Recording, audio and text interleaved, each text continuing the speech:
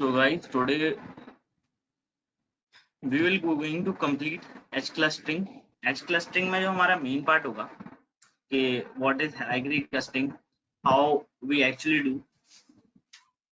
तो meanwhile हम start करते हैं इसके थोड़ा इंट्रोडक्शन से. जो hierarchical clustering होती है ना गाइस, वो दो पार्ट की होती है, ठीक है. It is of two part. पहली होती है एल्गोमेट्रिक क्लस्टरिंग. एल्गो क्लस्टरिंग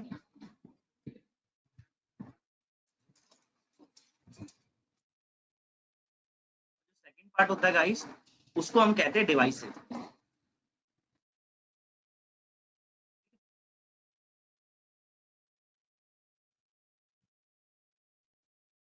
लेक्चर गाइस 24 आवर में अपडेट हो जाएगा. जो मेरे पास न्यूज है वो मैं आपको बता देता हूँ, ठीक है.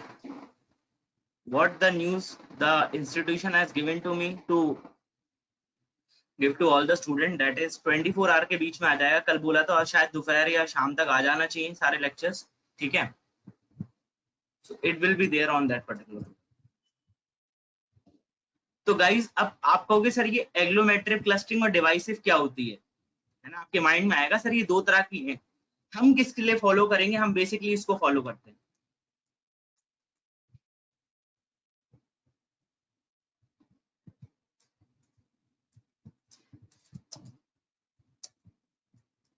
Now what is algometric and what is divisive. जैसा आप पहले वर्ड पकड़ो, आप इस टर्म में से ये वाला वर्ड पकड़ो. एग्लोमेट्रिक मतलब ऐड ऑन करना, चीजों को ऐड ऑन करके क्लस्टर बनाना. डिवाइसिव, डिवाइसिव मतलब ब्रेक करके क्लस्टर बनाना. अब जरा सिंपल सी बात देखो जरा, एग्लोमेट्रिक की क्लस्टरिंग और डिवाइसिव क्लस्टरिंग की मैं एक छोटा सा एग्जांपल देता हूँ दोनों का. दोनों में छोटे एग्जांपल कैसे होंगे. सबसे पहले क्या करते हैं, सबसे पहले बताता हूँ एल्गोमेट्रिक क्लस्टरिंग के बारे में. ये मैंने लिया और ये मैंने बना दिया. पहले मैं एल्गोमेट्रिक क्लस्टरिंग की बात कर रहा हूँ, उसके बाद मैं डिवाइसिव क्लस्टरिंग पे जाऊंगा.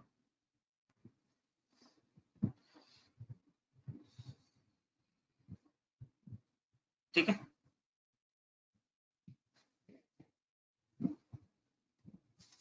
What is agglomerative clustering. Agglomerative clustering में क्या करते हैं, सबसे पहले जो सबसे पहला पॉइंट होता है वो ये समझते हैं कि जो कितने डेटा पॉइंट दिए, how many data points there are. 4 data points दिए रखे हैं, 4 डेटा पॉइंट्स डीपी. तो एल्गोमेट्रिक क्लस्टरिंग का जो सबसे पहला पार्ट होता है वो क्या होता है कि हर एक पॉइंट को वो सेपरेट क्लस्टर मानता है. अगर आप एल्गोमेट्रिक क्लस्टरिंग से जाएंगे तो जो भी हर एक पॉइंट मिलेगा उसको क्या मानेगा, वो सेपरेट क्लस्टर.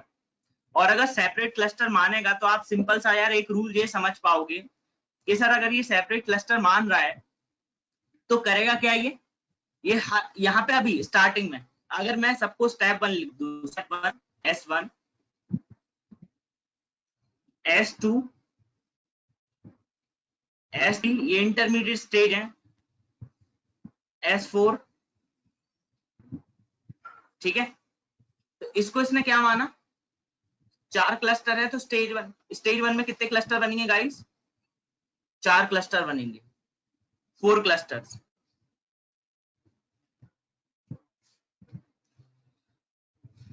ठीक है. उसके बाद क्या करेगा, स्टेज 2 में सबसे पहले किसी में भी जाएगा और देखेगा कि इसके नियर अबाउट पॉइंट क्या है. इसके नियर अबाउट पॉइंट क्या है और ये क्या बनाएगा, उससे क्लस्टर बनाएगा.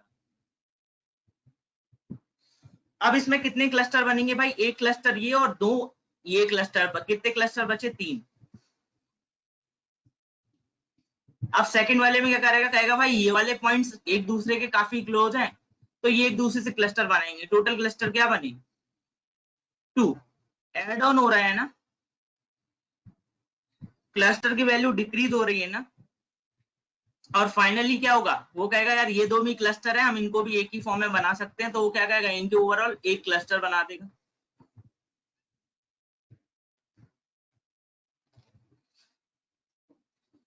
और आखिरी में आते आते कितना क्लस्टर बचेगा, एक क्लस्टर, बिग वन. अब जब अगर मैं बात कर रहा हूं, ये क्या कर रहा है, ऐड ऑन कर रहा है. तो ऐड ऑन करने के लिए, ऐड ऑन करने की जो स्टेप होता है उस स्टेप को हम क्या कहते हैं, एल्गोमेट्रिक क्लस्टरिंग कहते हैं. तो ये पार्ट किसका हुआ? एल्गोमेट्रिक क्लस्टरिंग का हुआ। This part is known of एल्गोमेट्रिक क्लस्टरिंग। इसमें कोई doubt? Any doubt in this? एल्गोमेट्रिक क्लस्टरिंग में गाइस कोई डाउट? डिवाइसिव क्या होगा? डिवाइसिव इसका उल्टा होता। डिवाइसिव में जो स्टेप 1 होगा S1 उसमें आपको कितने क्लस्टर मिलेंगे? एक क्लस्टर मिलेगा 1। और जिसका ग्राफ ऐसा होगा, डिवाइसिव के लिए पहला ग्राफ ऐसा ही होगा, ये वाला ग्राफ होगा। जब आप डिवाइसिव से एक स्टेप सेकंड स्टेप पे जाएंगे डिवाइसिव के, तो क्या होगा? ये 2 क्लस्टर में टूटेगा सेकंड में। मतलब ये वाला पार्ट हट जाएगा और कौन से वाले पार्ट निकल के आ जाएंगे? ये वाला पार्ट निकल के आ जाएगा। कौन सा वाला पार्ट निकल के आ जाएगा? ये वाला। और थर्ड स्टेप में 3 पार्ट होंगे और फोर्थ स्टेप में 4। तो एक होती है एडिशन, मतलब एड ऑन क्लस्टरिंग, जिसको एल्गोमेट्रिक कहते हैं। वो दूसरी होती है divisive, means breaking off cluster, जिसको डिवाइसिव क्लस्टरिंग कहते हैं। सो आई होप एल्गोमेट्रिक और डिवाइसिव में कोई doubt? Any doubt in this? In एल्गोमेट्रिक एंड डिवाइसिव कोई एरर, कोई issue? Now what I am going to say, अब एल्गोमेट्रिक क्लस्टरिंग यूज करेंगे, डिवाइसिव तो करेंगे नहीं। तो हम यहाँ पे ले लेते हैं एल्गोमेट्रिक हायरार्की क्लस्टरिंग, मतलब एल्गोमेट्रिक एज क्लस्टरिंग। तो जो हमारा पार्ट रहेगा स्टडी का, वो हमारा ये रहेगा।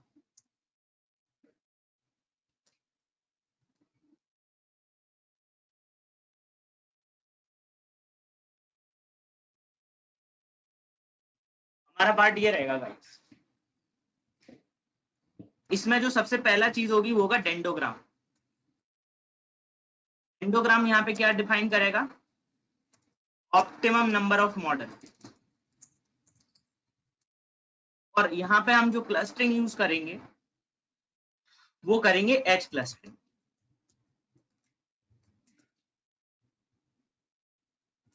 तो ये पार्ट 2 है।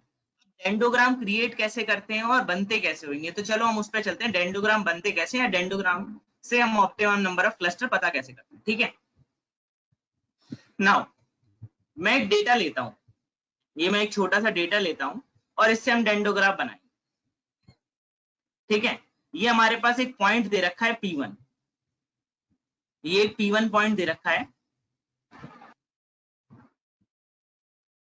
और ये एक P2 पॉइंट दे रखा है। ऐसी क्या दे रखा है? ये वाला पॉइंट दे रखा है P3 और ये वाला पॉइंट क्या दे रखा है? P4। हम यूज करने वाले क्या है? हम एल्गोमेट्रिक क्लस्टरिंग यूज करेंगे यूजिंग हायरार्की क्लस्टरिंग। तो सबसे पहले हमें पता करना है कि इसमें ऑप्टिमम नंबर ऑफ क्लस्टर कितने बनेंगे।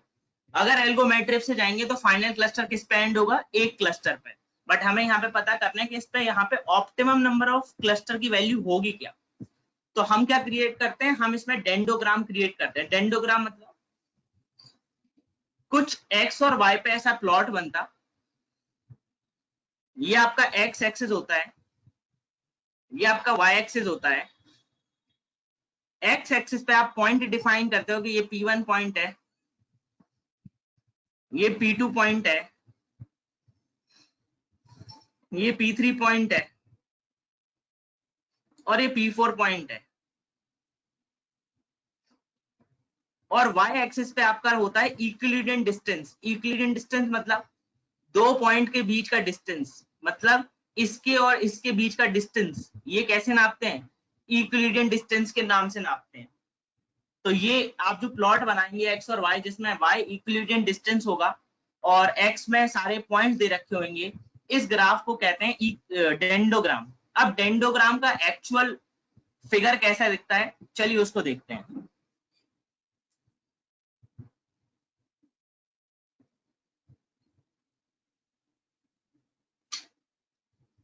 सबसे पहले हम कौन से वाले को पकड़ेंगे? सबसे पहले हम देखेंगे टोटल नंबर ऑफ क्लस्टर कितने हैं।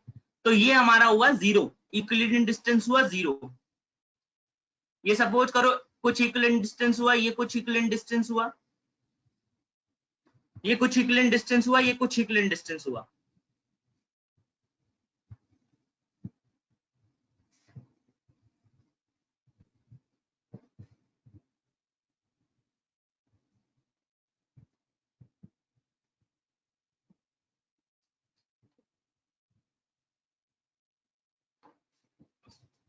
ठीक है, अब सबसे पहले हमने पकड़ा कि यार ये अगर इनिशियल स्टेज देखें तो IS लेता हूं इनिशियल स्टेज।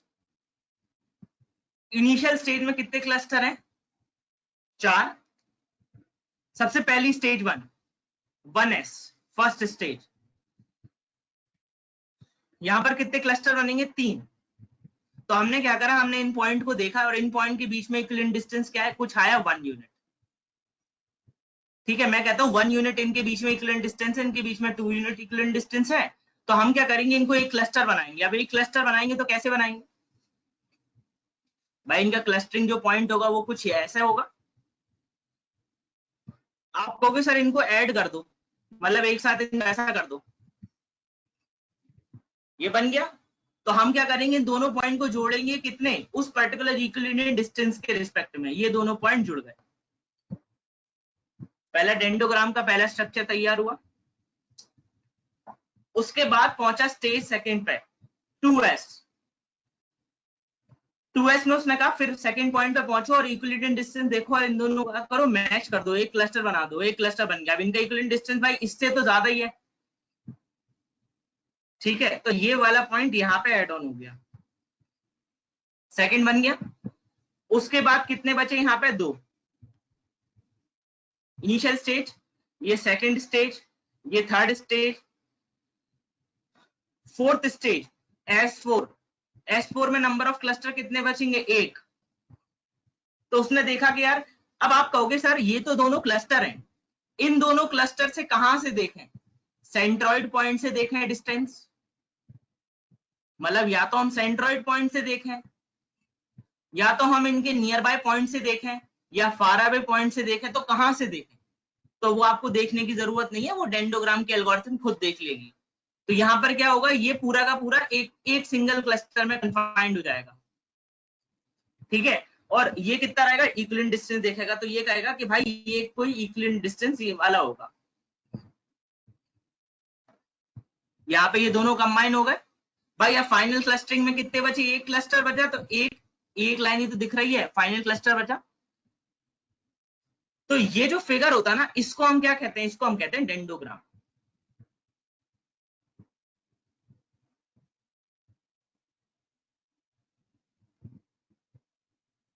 इसको कहते हैं डेंडो curve.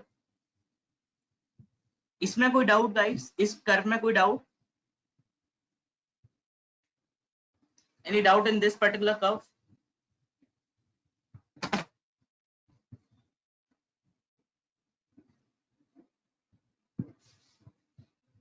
How I have created dendrogram? This point is visible. ये पॉइंट क्लियर हुआ कैसे डेंडोग्राम क्रिएट करा है?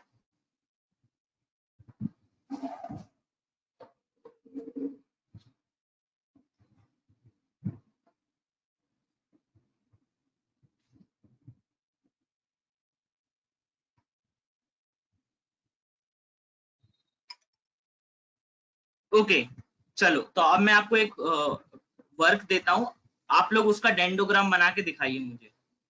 ये रहा आप लोग के लिए वो वर्क। भाई ये पॉइंट है आपके पास, ये P1 पॉइंट है,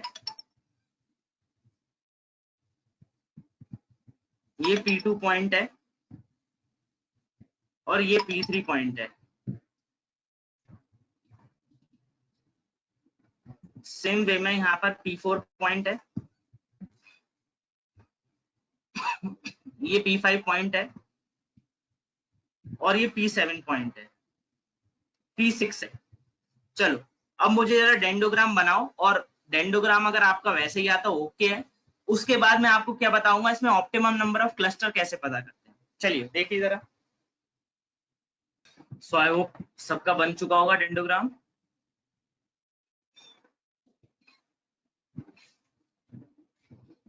जैसे मैं डेंडोग्राम लेता हूं, अगर मैं इसका डेंडोग्राम प्लॉट करूंगा तो कैसे प्लॉट करूंगा? सबसे पहले मैं लिखूंगा पॉइंट्स P1, P2, P3, ये वाला पॉइंट हो जाएगा P4, ये हो जाएगा P5 और ये क्या हो जाएगा P6। ठीक है, उसके बाद मैं कहूंगा यार ये P1 P2 तो पास में है एज कंपेयर टू P3, तो इसका एक क्लस्टर बना लो, तो ये वाला एक क्लस्टर बन जाएगा। और इस वाले में ये दोनों पास से सबसे पहले क्या जोड़ेंगे, ये वाले जुड़ जाएंगे। उसके बाद कहूंगा यार ये वाले क्लस्टर एक बनाएंगे और फिर ये क्लस्टर बनाएगा एक साथ, तो मैं कहूंगा यार एक क्लस्टर ने ये बनाया और एक क्लस्टर ने ये बनाया। ठीक है, फिर मैं कहूंगा ओवरऑल क्लस्टरिंग से ये बना, तो मैं इसका जोड़ दूंगा ओवरऑल क्लस्टरिंग से, ये बन गया।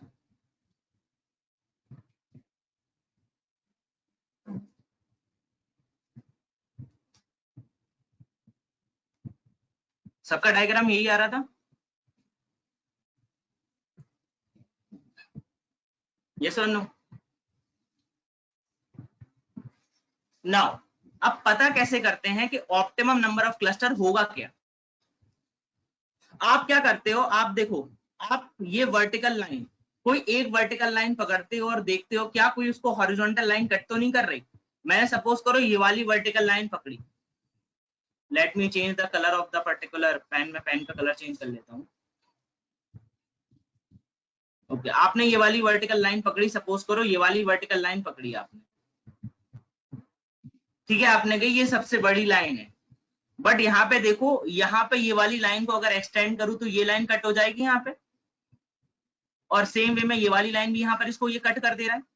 तो भाई यहाँ पे नीचे तो कोई सबसे बड़ी लाइन है नहीं, बट यहाँ पे ऊपर आओ, आपने देखा सर ये सबसे बड़ी लाइन है और इसको कोई भी वर्टिकल लाइन कट नहीं कर रही, क्योंकि भाई ये वाली लाइन भी इसी के पैरेलल में ही है, इसी के विड्थ में ही है, और ये वाली वो लाइन है तो इसको भी कोई कट नहीं कर रही, मतलब यहाँ से कोई भी हॉरिजॉन्टल लाइन कहीं कट नहीं कर रही है। Yes or no? यहाँ से कोई भी हॉरिजॉन्टल लाइन कट नहीं कर रही, इस वाली लाइन को देखो जरा, इस लाइन को कोई भी हॉरिजॉन्टल लाइन नहीं कट कर रही है। तो हम क्या करेंगे, हम इमेजिनरी एक लाइन ड्रॉ कर देंगे यहाँ पे, ये इमेजिनरी लाइन ड्रॉ कर दी, जहां जहां वो इमेजिनरी लाइन उस वर्टिकल लाइन को कट करेगी, हम समझ जाएंगे कि उतने ही नंबर ऑफ क्लस्टर बनेंगे। क्या समझ जाएंगे गाइस, कि उतने ही नंबर ऑफ क्लस्टर इसमें बनेंगे। तो इसमें देखा आपने कितने क्लस्टर बने भाई, एक लाइन को यहाँ कट करा तो एक क्लस्टर इसने यहाँ फॉर्म करा, और एक लाइन को यहाँ कट करा तो एक क्लस्टर इसने कहाँ फॉर्म करा, यहाँ। तो यहाँ पर कितने क्लस्टर बने एक्चुअल में, बाय डिफॉल्ट 2। इसमें doubt, any doubt in this? जब प्रैक्टिकल एग्जाम्पल बताऊंगा तो वहां पर कैलकुलेट करके बताऊंगा क्लस्टर का, आप लोग से कैलकुलेट कराऊंगा, फिर आपके आंसर को वेरीफाई करेंगे।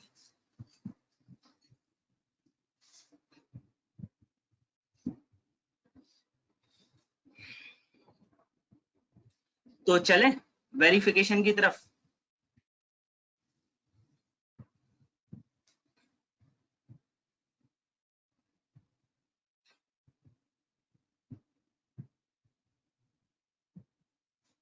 चलिए हम चलते हैं प्रैक्टिकल एग्जाम्पल, और प्रैक्टिकल एग्जाम्पल में आज मैं कोई सॉल्यूशन नहीं ले रहा हूँ, कोई ऐसा नहीं ले रहा हूँ, मैं डायरेक्ट डेटा पे ही अप्रोच कर रहा हूँ। हम डेटा को ले लेते हैं डायरेक्ट ही।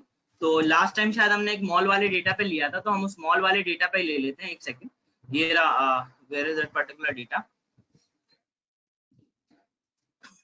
वो शायद फोल्डर के अंदर होगा data, let me extract that particular data.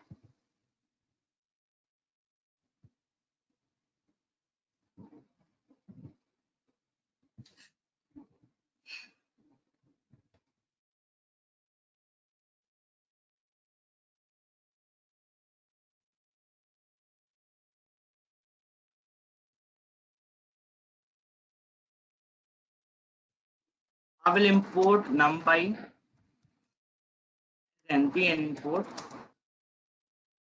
pandas as pd. I will say data equal to pd dot read underscore csv and I am going to run this system. ये मैंने run कर दिया, ठीक है, run हो गया। यहाँ पर मैं जो क्लस्टरिंग बनाऊंगा वो बनाऊंगा किसके रिस्पेक्ट में, स्पेंडिंग स्कोर के वर्सेस एनुअल इनकम। कैसे बनाऊंगा गाइस, भाई डेटा लेके आना पड़ेगा, तो मैं x ले लेता हूँ, x equal to data dot iloc 0 to ये कॉमा 3,4 डॉट वैल्यूज। वैल्यूज मेरे को क्या देगा, वैल्यूज मेरे को प्रोवाइड करेगा एरे फॉर्म में। तो आपने प्रिंट करके देख लिया ये एरे है या नहीं, ये एरे हो गई, ठीक है गाइस, ये आपका फाइनल आउटपुट आ गया। ओके, डेटा हमने एक्सट्रैक्ट कर दिया। नाउ मुझे क्या बनाना है, मुझे डेंडोग्राम क्रिएट करना है। जैसे लास्ट टाइम मैंने एल्बो मेथड बनाया था वैसे ही मुझे डेंडोग्राम क्रिएट करना है। अब क्या डेंडोग्राम कहाँ पर अवेलेबल होगा, सबसे बड़ी चीज तो ये है कि डेंडोग्राम अवेलेबल कहाँ होगा और हम इसको अप्रोच कैसे करेंगे। तो सबसे पहले हमें अगर डेंडोग्राम बनाना है तो डेंडोग्राम के लिए हमें इंपोर्ट करनी पड़ेगी क्या, साईपाई। साईपाई से लाइब्रेरी डॉट साईपाई के अंदर हमें मिलेगा क्लस्टरिंग, तो मिला क्लस्टर। क्लस्टर के लिए हम इसके अंदर जाएंगे, हम देखेंगे कि हमें कौन सा क्लस्टर चाहिए, हेराइक्री क्लस्टर। तो हेराइक्री पे करा क्लिक, इसको कैसे कर दिया एस एस सी एच, साईपाई के अंदर क्लस्टरिंग कौन सी, हेराइक्री। नाउ हम यहाँ से डेंडो का नाम से, डेंडो नाम से एक वेरिएबल बनाया और मैंने लिखा एस सी एच के अंदर क्या होगा, डेंडोग्राम होगा। मैंने लिखा डेंडोग्राम, यहाँ पे डेंडोग्राम मिल गया। डेंडोग्राम के अंदर मैं लिखूंगा कि मेरे को डेंडोग्राम में किस तरह का लिंकेज चाहिए, तो मैं लिखूंगा S C H dot linkage, और लिंकेज के अंदर लिंक किससे बनाने हैं, मेरे को एक्स से बनाने हैं, कॉमा। यहाँ पे सिंगल लिंकेज की जगह मैं कौन सा लिंकेज यूज करूंगा, यहाँ पे मैं वार्ड लिंकेज यूज करूंगा। क्या यूज करूंगा गाइस, वार्ड। वहां पे मेथड केमिंग प्लस प्लस करा था, यहाँ पे मेथड कौन सा लूंगा, वार्ड मेथड। नाउ मैं लूंगा पीएलटी डॉट फिगर और लूंगा फिक्स साइज इक्वल टू 10,10, या उससे बेटर मैं डायरेक्ट ही ले लेता हूं इसको, पीएलटी डॉट टाइटल, और टाइटल में यहाँ पे कर देता हूं डेंडोग्राम।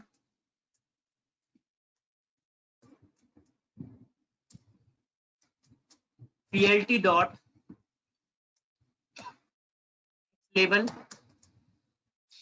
और एक्स लेवल में कर देता हूं कस्टमर,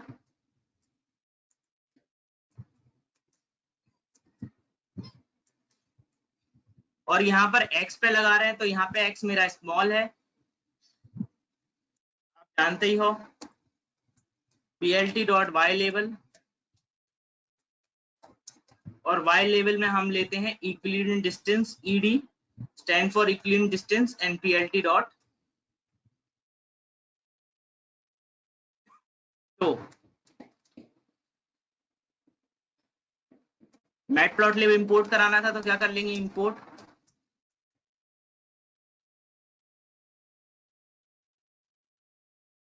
ये कर लिया। इसको दोबारा से मॉड्यूल रन करा दिया। मॉड्यूल रन कराने के बाद मैंने क्या करा, ये डेंडोग्राम वाला रन करा दिया।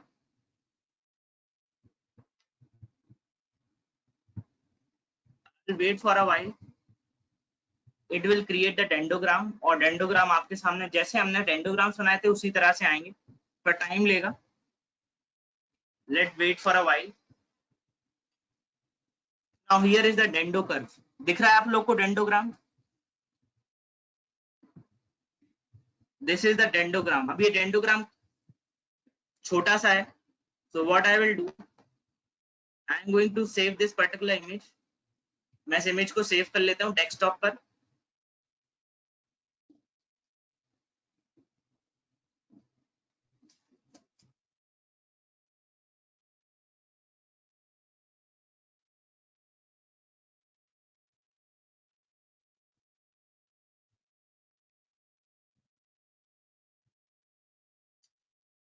No, shit, I think that it has been closed। but I think we are saved a little bit. How many? Okay. As I was thinking, the spider has been closed. Anyway, I will open that particular stuff again. Now the dendrogram is clear. One sided it is equivalent distance and the second side is number of cluster. अब जो नीचे की तरफ है उनसे हमें कोई मतलब नहीं है, हमें इसमें पता करना है सबसे best optimum number of cluster कितने होंगे। तो पता कैसे करते हैं हम? सबसे पहले देखते हैं ऐसा पॉइंट जो सबसे बड़ा हो, मतलब ऐसी लाइन जो सबसे बड़ी हो। अब आप कहोगे, अब बहुत सारे लोगों के माइंड में ये सवाल चल रहा होगा, सर ये वाली लाइन सबसे बड़ी है, चलो हम नीचे से चलते हैं। आपने करा कि सर ये वाली लाइन सबसे बड़ी है, ये वाली लाइन, ठीक है, बट जरा देखो ये वाली हॉरिजॉन्टल लाइन इस लाइन को कट कर दे रही है, ठीक है, तो ये लाइन तो कहीं से बची नहीं, ये लाइन तो कहीं से बची नहीं, यस और नो, ठीक है।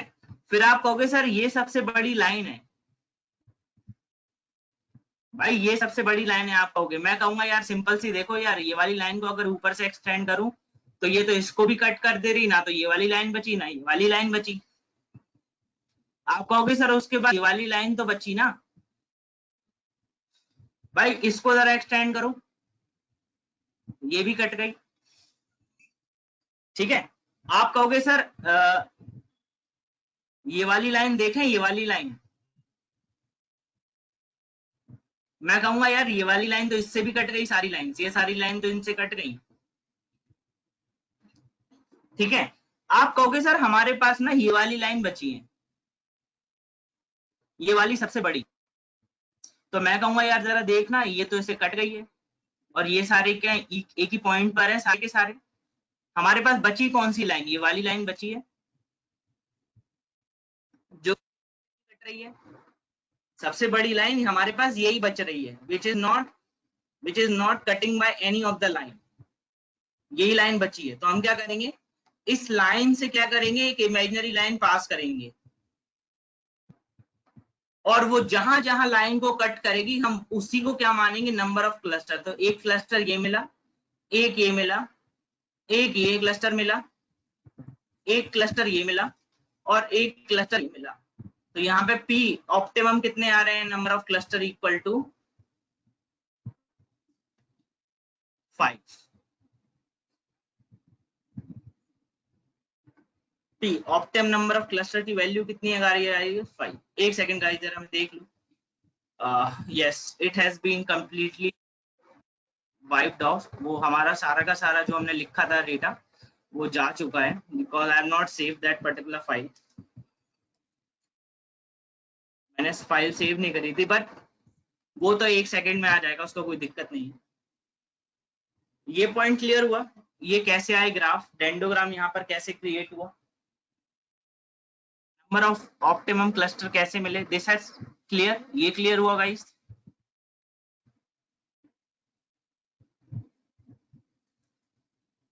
और जब आपका ये क्लियर हो चुका है, when you are clear with this particular stuff,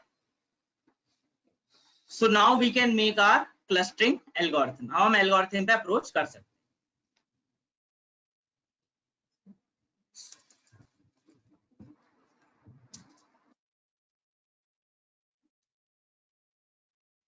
We'll import numpy,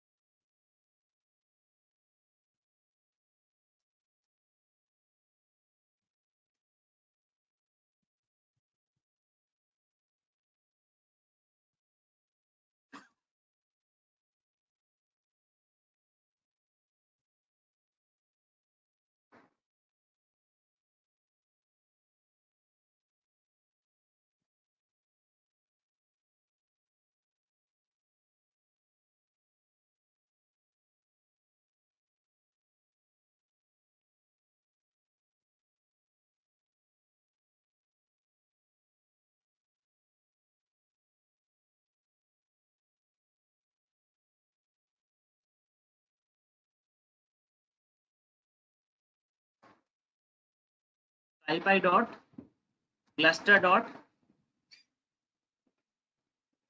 hierarchy sch डेंडो का वेरिएबल बना equal to sch dot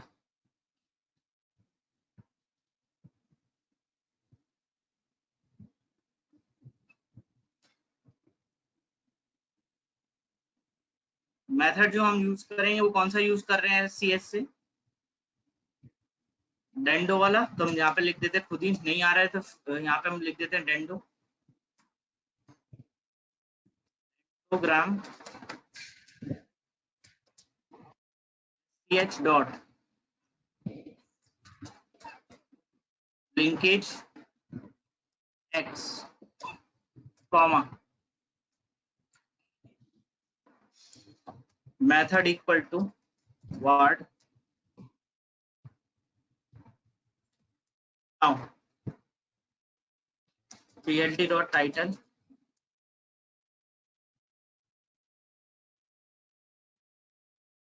dendrogram curve plt dot label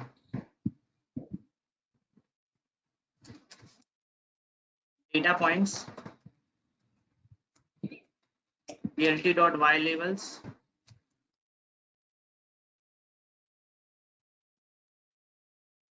Euclidean distance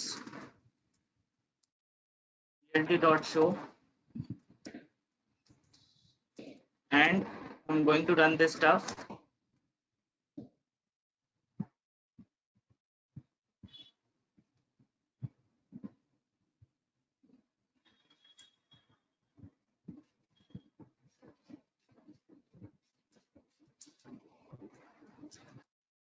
Run हुआ।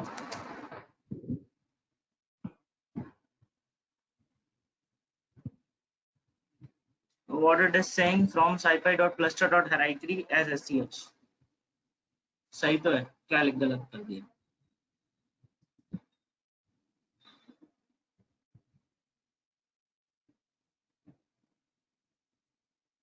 इंपोर्ट आना चाहिए ना यहाँ पे।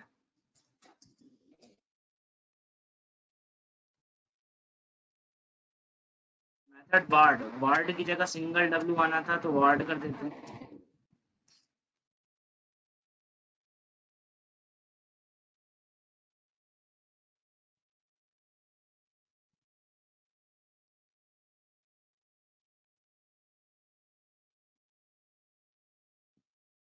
I'll wait for a while.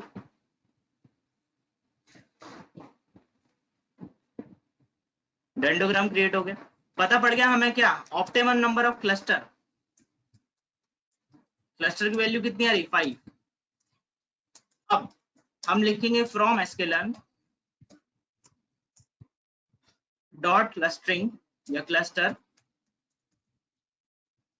Import करेंगे। देखो हम मैंने बताया था ना, एक होता है एल्गोमेट्रिक और एक होता है डिवाइसिव। तो हम इससे क्या इंपोर्ट करेंगे, एल्गोमेट्रिक क्लस्टरिंग इंपोर्ट करेंगे।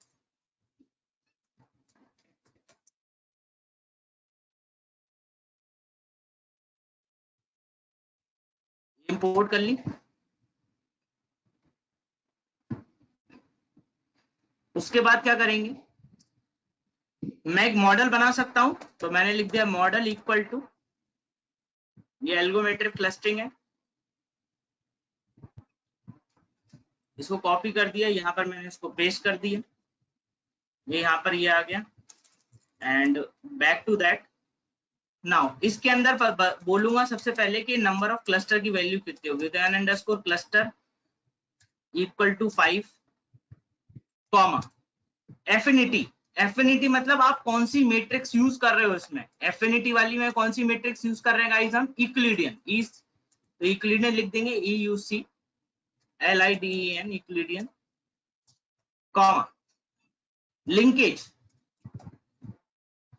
डेंडोग्राम को लिंकेज के लिए मेथड कौन सा यूज करा था, वार्ड, ना कि single linkage. We have use ward linkage.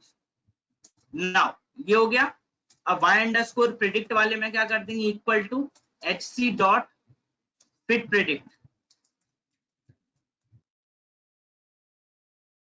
इसमें x वाले ये लिया और इसको एंड विद दिस हमारी क्लस्टरिंग हो गई complete. Now it is saying can not import, क्या नहीं इंपोर्ट कर पा रहा है, एल्गोमेट्रिक clustering. Okay, might be spelling mistake, capital A होता है, capital A, importing error। now what it is saying,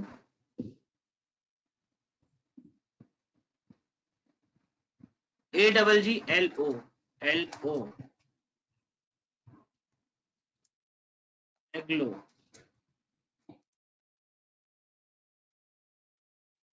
clusters होगा,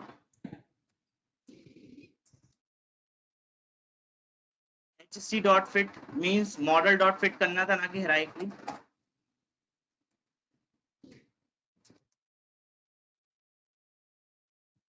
सारे हो गए और प्रिंट कर सकते क्या y अंडरस्कोर, ये लिया मैंने इसको, ये हमारे आ गए क्लस्टर। और जैसा कि लास्ट टाइम मैंने आपको बताया था विजुअलाइजेशन सेम वे में आप क्या करोगे, यहाँ पर भी विजुअलाइजेशन कर सकते हो और आपके क्लस्टर उसी के अकॉर्डिंग आ जाएंगे। इफेक्ट कुछ नहीं आएगा, जो आंसर उससे आ रहे थे वही आंसर इससे आएंगे, एक दो पॉइंट इधर उधर होंगे but the method is same, answer आपके same. So this particular algorithm is known as H clustering. Here we are seeing hierarchy in particular clustering, कि कौन से क्लस्टर की hierarchy कैसे कंबाइन हो रही है। Any doubt in this particular code? देखो गाइस, लिंकेज और वार्ड में जाना पड़ेगा तो मैथमेटिक्स देखनी पड़ेगी। लिंकेज सिंगल लिंकेज पे काम करता है, वार्ड मल्टीपल लिंकेज पे काम करता है। वार्ड मेथड इसलिए यूज करा ताकि मैं देखो यहाँ पर कई सारे वो बना पाऊं, ये और ये इनको कंबाइन करने के लिए वार्ड, सिंगल होता तो मैं कंबाइन नहीं कर पाता, सिंगल में काम करता बट उतनी अच्छी तरीके से लिंकेज काम नहीं करता, वार्ड इज मच बेटर जो दे रखा।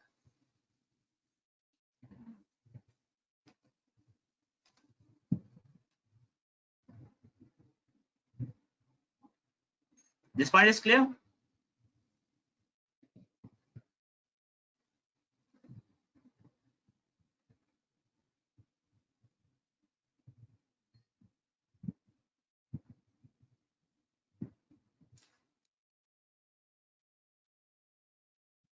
अब इसी में आपको एक मिलता है, जैसे आपने देखा था डायमेंशन बहुत ज्यादा हो सकती है। देखो दो चीज होती है, एक सबसे पहली होती है क्या,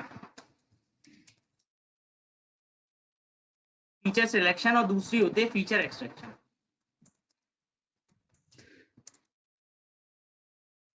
अच्छा, इस चीज इन दोनों चीज से आप क्या समझते हैं, कोई मुझे इसमें डिफरेंस बता पाएगा, फीचर सिलेक्शन और फीचर एक्सट्रैक्शन में मतलब क्या होता है।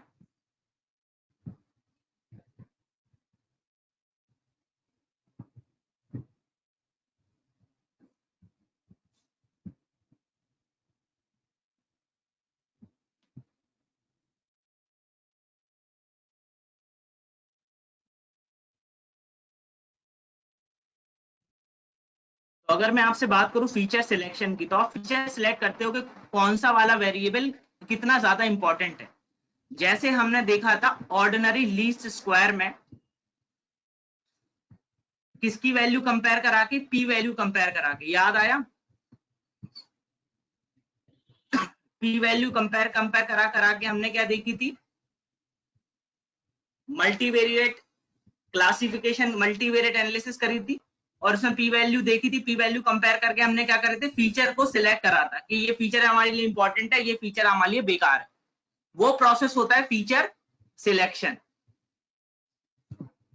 फीचर एक्सट्रैक्शन क्या होता है, फीचर एक्सट्रैक्शन होता है फीचर के, जो आपके फीचर जितने भी फीचर हैं उनको एलिमिनेट करना on the basis of their variance, उसके वेरिएशन कितना है उसके बेसिस पे क्या करना है, एक्सट्रैक्ट करना है।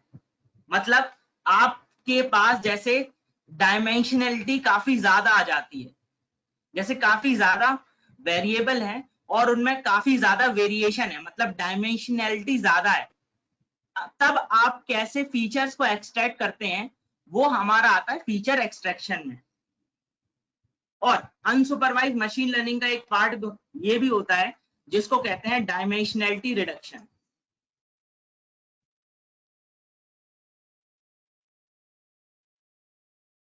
डायमेंशनल रिडक्शन में हमारा आता है पीसीए।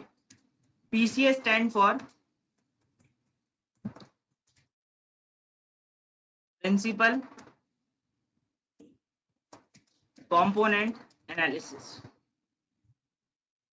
ठीक है, what principal component analysis actually do, ये क्या करता है, जैसे आपके पास 13 से 14 डायमेंशन है। चलिए मैं एक डेटा लेता हूं, तो मैं एक डेटा लेता हूं यहाँ पे, just a second.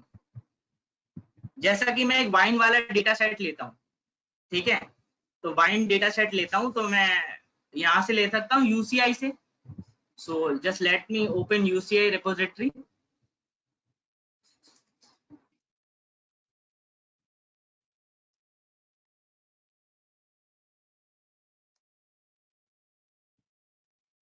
Wine data set,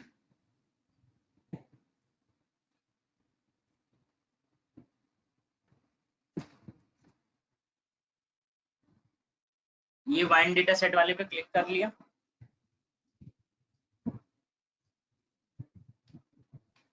यहाँ पे डेटा फोल्डर में आ गए।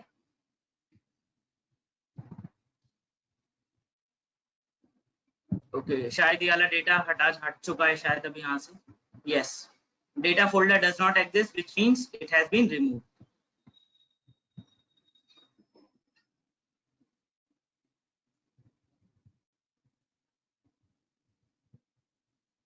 Wine quality, wine name, white wine की एक सीएसवी दे रखी है, सीएसवी हम कर लेते हैं डाउनलोड। ठीक है,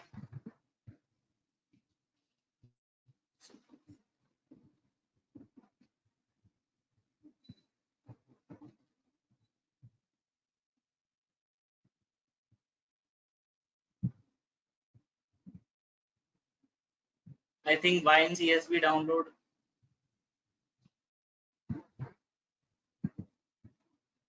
ये वो वाइन सीएसवी है, इसको ओपन कर लेते हैं कि वही डेटा है या नहीं है।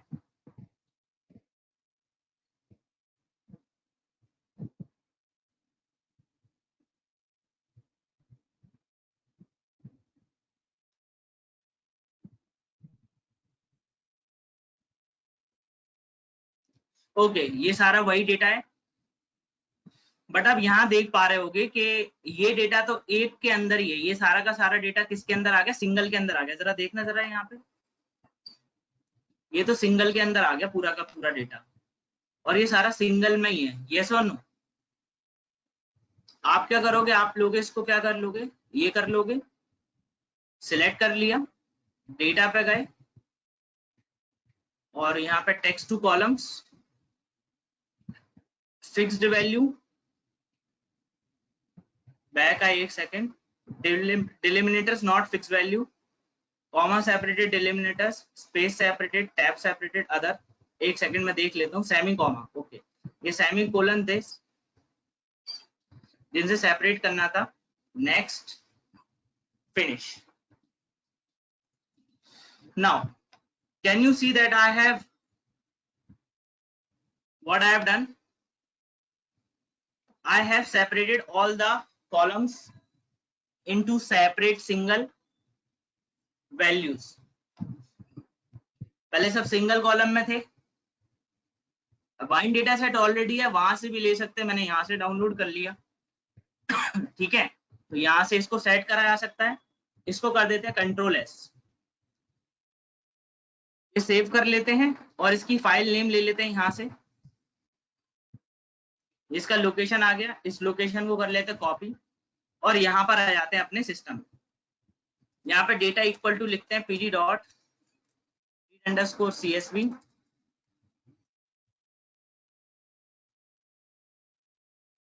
और ये, और डेटा को डाउनलोड कर लेते हैं। ये डेटा मेरा लोड हो गया।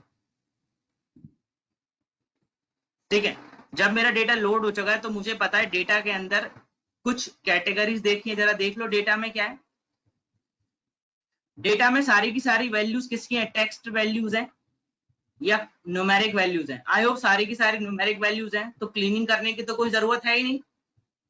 बट यहाँ पर मुझे क्या दे रखा है, यहाँ पर मेरे लिए सबसे बड़ी वेरिएबल ये है कि यार ये पर्टिकुलर कौन सी वाली क्लास को बिलोंग करेगा, मतलब ये अल्कोहल की कौन सी क्वांटिटी को बिलोंग करता है। तो ये जो क्वांटिटी वाला है ये मेरे लिए क्या बन गया, ये वाला पर्टिकुलर कॉलम मेरे लिए क्या बन गया, ये मेरे लिए बन गया डिपेंडेंट वेरिएबल। मुझे पता करना है कि भाई इस पर्टिकुलर वाइन डेटा सेट में इस पर्टिकुलर की कौन सी क्वालिटी आएगी, ये क्वालिटी अलग अलग वे में डिफाइन करी गई, ठीक है। ये है उसकी क्वालिटी, कि उसकी क्वालिटी कौन सी होगी, 6 लेवल क्वालिटी होगी, 3 लेवल क्वालिटी होगी एंड सो ऑन। और क्वालिटी किस पे डिपेंड कर रही है,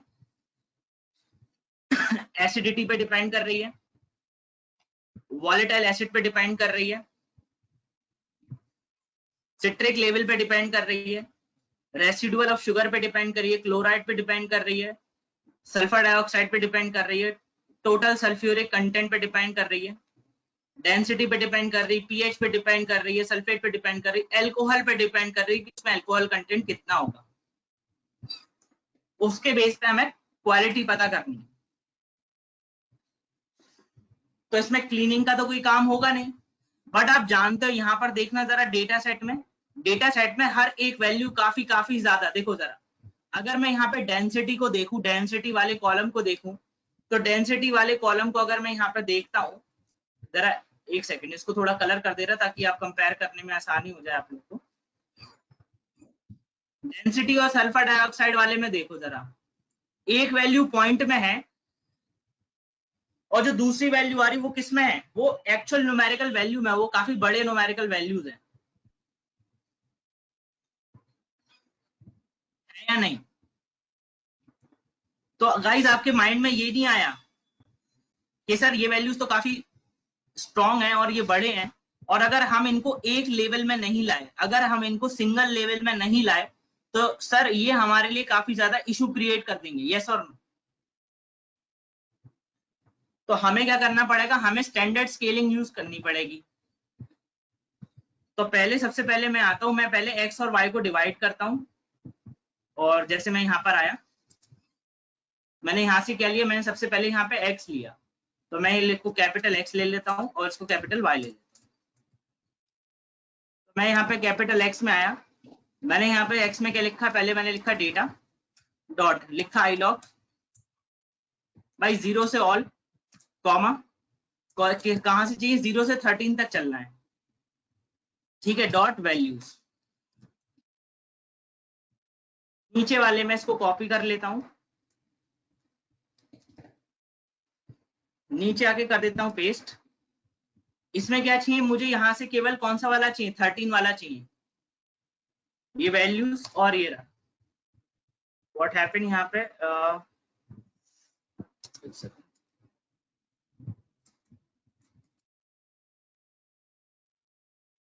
it is saying that p is out of index, शायद 13 वेरिएबल थे बेसिकली, डेटा सेट में 13 वेरिएबल थे लास्ट टाइम मैंने seen it, first second third fourth fifth sixth seventh eighth ninth 10th 11th 12th 13th, yeah. So where the error it is, इसमें error है क्या, नहीं, okay पहले हम इसको रन करके देखते हैं, तो मेरे पास इसमें क्या क्या वैल्यूज आ गई हैं, मैं उसको चेक कर लेता हूँ जरा। इसमें सारी वैल्यूज, ओके इसमें सारी ही वैल्यूज आ चुकी हैं।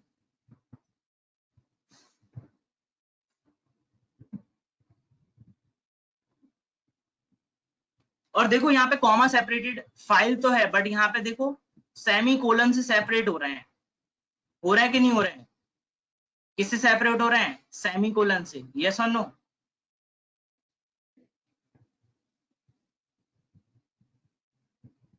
दिख पा रहा है आपको डेटा, ओके। अब जरा एक काम करता हूँ, यहाँ पर मैं लेता हूँ 12 तक और इसको लेता हूँ ये 12 वाला, ये 13 वाला,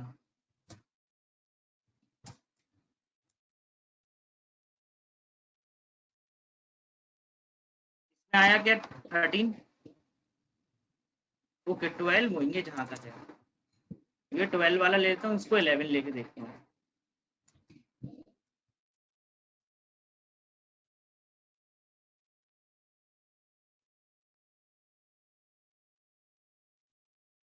first of all I have to, it will not work क्योंकि ये कॉमा सेपरेटेड नहीं है, सेमीकोलन होगा। तो सबसे पहले तो मेरे को ना इस डेटा को ना सही करना पड़ेगा।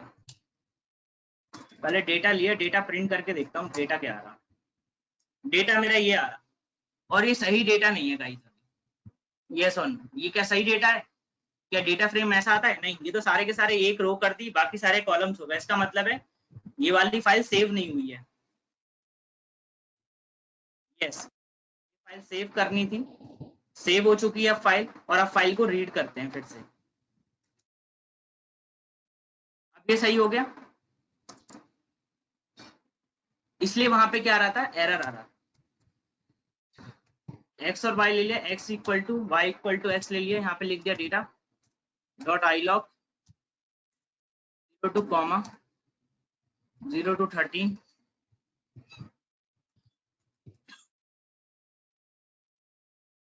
y equal to data dot I log 0 to all comma 13 dot values position out of bond। Okay, तो यहाँ पे नंबर ऑफ कॉलम्स देख लेते हैं। डेटा डॉट इन्फो 11 है, नॉट 13। तो एक काम करता हूँ, यहाँ पे 11 देता हूँ और यहाँ पर भी देता हूँ 11। ओके, अब ये परफेक्टली फाइन रन हो गया। अब एक काम करता हूँ, डेटा को दो पार्ट में डिवाइड कर देता हूँ, ट्रेनिंग और testing. From sklearn dot I will write model selection,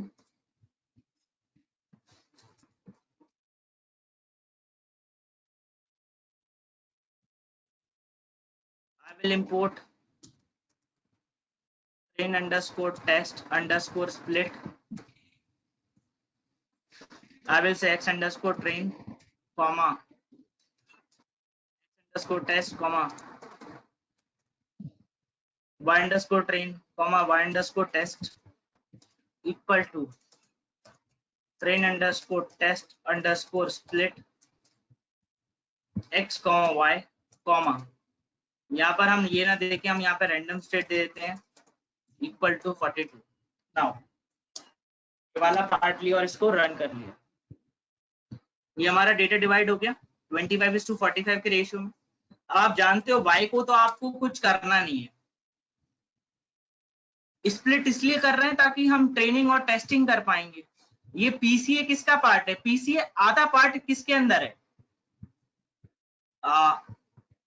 basically अगर गाइस आप लोग को बड़ा कंफ्यूजन हो जाता है, क्योंकि समझने के लिए अनसुपरवाइज में आप कंसीडर ही नहीं करिए। ये थर्ड डायमेंशनलिटी रिडक्शन का पार्ट है, जो कि सुपरवाइज और अनसुपरवाइज दोनों के लिए लगता है। ये दोनों के लिए लगता है, तो पहले मुझे सुपरवाइज के लिए लगा के दिखाना पड़ेगा, उसके बाद अनसुपरवाइज के लिए लगाऊंगा, आया ना? पहले सुपरवाइज के लिए तो लगाऊं, बट अनसुपरवाइज क्लस्टरिंग में आपको यही नहीं पता आपको निकालना क्या है। फीचर तो आपको एक्सट्रैक्ट ही नहीं करने होते ना, तो अनसुपरवाइज में नहीं पढ़ते हैं। बट पार्ट इनने दे रखा है कि अनसुपरवाइज के बाद पढ़ाया जाता है, तो लोग इसको कहते हैं अनसुपरवाइज का पार्ट है। बट इसके अंदर आप क्या देख रहे हो, तभी मैंने देखो यहाँ पर ये लिख दिया था, ताकि आप लोग को ये समझ में आ जाए कि हम कौन से वाले सेक्शन पे जाने वाले हैं। ये दोनों पार्ट किसके होते हैं?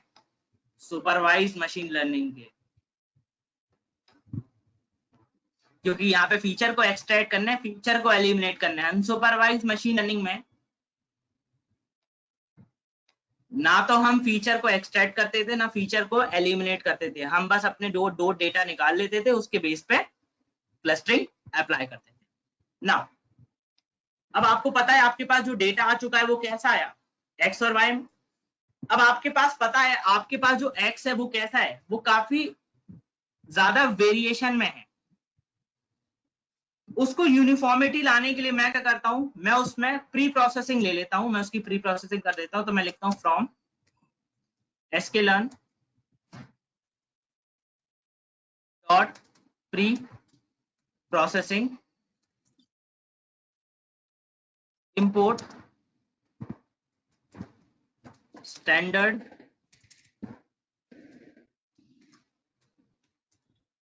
scalar। ले लिया, एससी नाम से एक वेरिएबल बना दिया, किसका, स्टैंडर्ड स्केलर का, एंड सो ऑन। नाउ मैं क्या करूंगा, मैं कैपिटल वेरिएबल बना रहा हूं एक्स अंडरस्कोर ट्रेन का equal to SC dot fit underscore transform, और ट्रांसफॉर्म कराने के बाद यहाँ पे क्या लिख दूंगा, एक्स अंडरस्कोर ट्रेन, क्योंकि इस पर्टिकुलर वेरिएबल को मैं क्या करूंगा, मैं फिट कराऊंगा ताकि ये ट्रांसफॉर्म हो जाए। तो मैं जरा आपको दोनों को ट्रांसफॉर्म करके दिखा देता हूँ, टेस्ट वाले को भी ट्रेन वाले को भी। So I am going to copy this and paste it up here and test test and runs. Now what it is saying, it is saying it don't have any module, pre-processing ना, sklearn, okay sklearn था ना। आप देखना जरा पहले x underscore train को देख लो,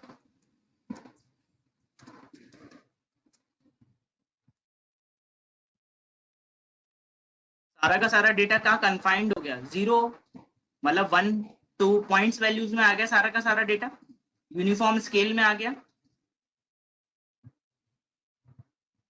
actual value uniform scale में ही हो गई इसकी वैल्यू। अब वो एक्चुअल वाली वैल्यू नहीं बची, काफी बड़ी बड़ी नहीं हुई, ठीक है। तो हमें अभी इससे मतलब अभी हमने ट्रांसफॉर्म कर लिया, मैंने आपको लास्ट टाइम जब सुपरवाइज पढ़ा रहा था ट्रांसफॉर्म के बारे में बता चुका था। अब हमारा काम है इस पर पीसीए लगाना, तो मैं आपको पीसीए लगा के दिखाता हूँ और आप वहां से देखोगे कि आप इससे फीचर कैसे एक्सट्रैक्ट करते हैं। तो सबसे पहले मैं लिखता हूँ from sklearn dot, I have to decompose, so I say decomposition, decomposition से इंपोर्ट करता हूँ पीसीए, क्योंकि PCA stand for principal component analysis, और ये जो कंपोनेंट होते हैं उनको क्या करता है, डिकम्पोज करता है। स्केलिंग क्यों की है, स्केलिंग इसलिए की है क्योंकि जो मेरा डेटा है वो काफी वेरिएशन वाला है, आप देख सकती हैं यहाँ पे वेरिएशन काफी ज्यादा है डेटा में।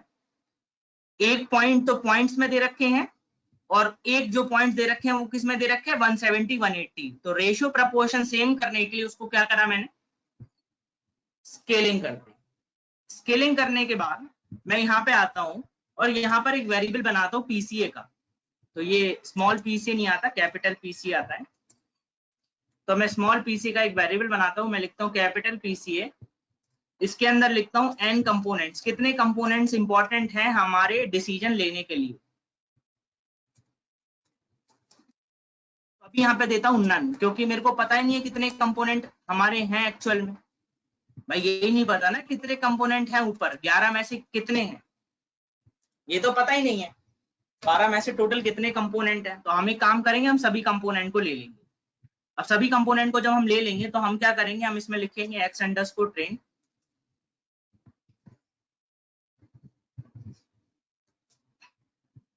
और इक्वल टू लिखेंगे पीसीए डॉट फिट ट्रांसफॉर्म, और यहाँ पर भेज देंगे एक्स अंडरस्कोर ट्रेन, ठीक है। सेम वे में किसके लिए लगाएंगे, ट्रांसफॉर्म करेंगे एक्स टेस्ट को,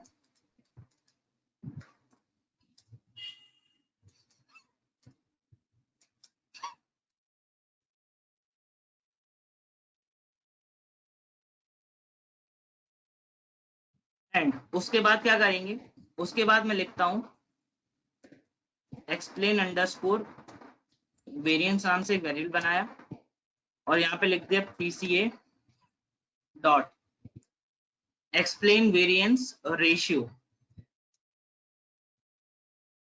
ठीक है। ये कर दिया और इसको क्या करा, रन करा दिया, रन हो गया। Now I am going to print explain variance ratio. मेरे पास देखो दो वेरिएबल आ गए, इसका मतलब क्या हुआ, मेरे पास 12 में से कितने वेरिएबल निकले, 2, और यही 2 वेरिएबल मेरे को क्या कर रहे हैं, सबसे ज्यादा वो एक्सप्लेन कर रहे हैं डेटा को। तो एक सेकेंड मैं यहाँ पे आता हूँ, एक सेकेंड फाइल एक्सप्लोरर में आता हूँ, और मैं इसको ओपन करके आपको दिखाता हूँ कि ये मेरे पास कितने कंपोनेंट आए यहाँ से गाइस कितने कंपोनेंट निकल रहे हैं मेरे पास? 2 कंपोनेंट निकल रहे हैं जो सबसे ज्यादा एक्सप्लेन कर रहे हैं डेटा को।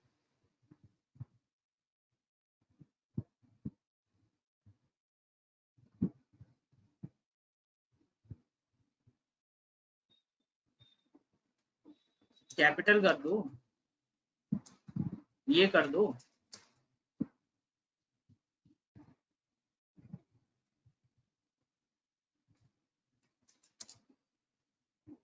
अब 2 कंपोनेंट का मतलब क्या है? इनकी वैल्यू देखो जरा क्या आ रही है। जैसे अगर आपके पास 100% डेटा है, 100% डेटा है, तो आपको ऐसे डेटा पॉइंट चाहिए होते हैं, ऐसे वेरिएबल चाहिए होते हैं जो 100% डेटा में, जैसे अब आप लोग को समझाने के लिए मैं थोड़ा सा एक छोटा सा एग्जांपल लेता हूँ, उसको समझने की कोशिश करना। जैसे मैं कहता हूं मेरे पास वेरिएबल थे इस पर्टिकुलर डेटा में, ठीक है। उन 12 वेरिएबल्स में से यहां पर मेरे पास 2 वेरिएबल निकल के आए, ठीक है। टोटल कितना रेशियो था डेटा का? 100% था। तो जरा गाइस एक काम करो, जरा इन दोनों कैलकुलेट करके बताओ कितना निकलेगा एवरेज, मतलब सम कितना निकलेगा? 99 निकल रहा, 99.99। इसका मतलब क्या है भाई? इसमें से केवल 2 वेरिएबल, अगर 12 वेरिएबल में से हम 2 वेरिएबल ऐसे उठा लें जो 99% डेटा को एक्सप्लेन कर पाते हैं, तो बाकी वेरिएबल की तो जरूरत ही नहीं बची। बची या नहीं बची?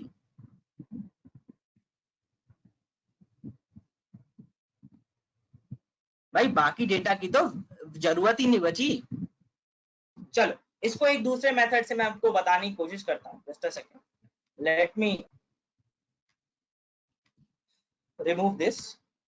या I totally understand, ये अंडरस्टैंडेबल नहीं होता है। PCA is not very light thing to understand, ठीक है। सो एक काम करता हूँ मैं, डेटा को ना कुछ ऐसे करता हूँ, डेटा डॉट ड्रॉप, और यहां से लेता हूँ, एक सेकंड।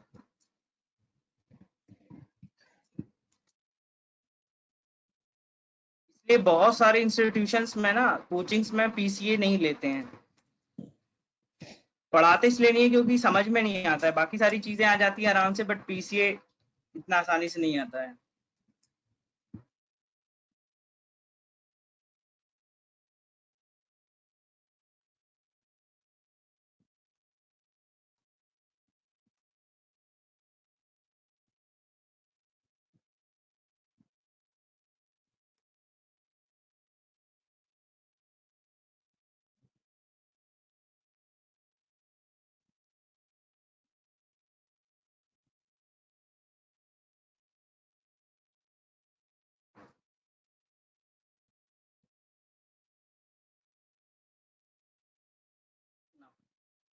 ये ज्यादा बेटर है।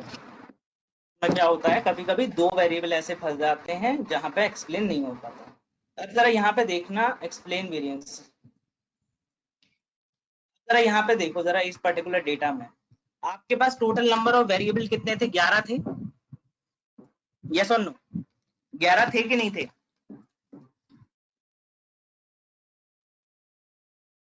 बताओ रवि, 11 थे। इसको मैं एक काम करता हूँ, मैं डेटा फ्रेम में ले लेता हूँ, तो आपको पूरा स्ट्रक्चर यहाँ पे बन के आ जाएगा और उससे मैं एक्सप्लेन कर पाऊंगा। So what I am doing, I am doing this particular stuff as d equal to variance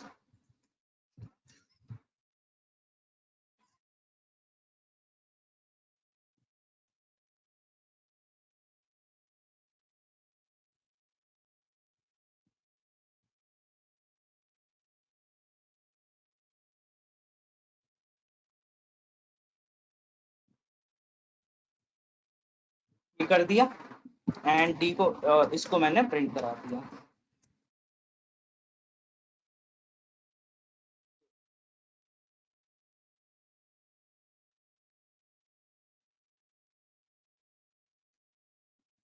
ये मैंने प्रिंट करा दी, ये आ गया आपके पास। अब ये थोड़ा क्लियर दिख रहा हो, ठीक है। अच्छा, आप ये चाहते हो कि इसके किस डेटा में किस रिस्पेक्ट में आ रहा, तो गाइज मैं ये कर सकता था, बताना जरा क्या मैं ये कर सकता हूँ या नहीं कर सकता हूँ। Just let me come up here and just a second, let me copy this particular stuff and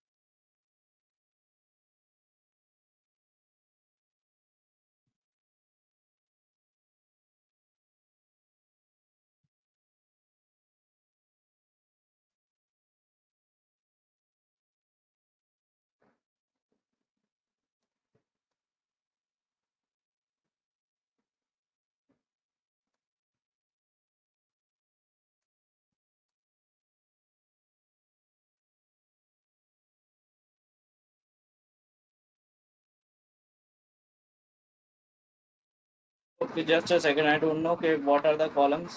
मैं काम करता हूँ, मैं कॉलम्स के लिए ना लेबल से ले लेता हूँ। Just a second, data dot columns, actually दिमाग में थोड़ा ज्यादा हो जाता। डेटा डॉट, मैं यहाँ से भी ले सकता था डेटा के सारे कॉलम्स, ये सारे डेटा के कॉलम्स आ गए। अब इसमें एक काम करता हूँ, यहाँ पे मैं एक और एरे बना दूँ जो कि सबसे पहली होगी, कॉमा, यहाँ पे बना दूँ लेबल, लेता हूँ कॉलम्स नेम, और यहाँ पे देता हूँ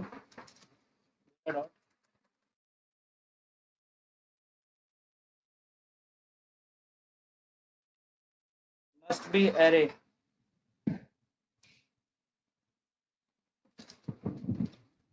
नहीं नहीं, देखो रवि, आप कर सकते हो, आप कोई भी डेटा को डिवाइड नहीं करो, पूरे डेटा पे पीसीए लगा सकते हो, बट अभी मेरे को जो मैं एक्सप्लेन कर रहा हूँ मेरे को उसी के अकॉर्डिंग जाना पड़ेगा, ठीक है।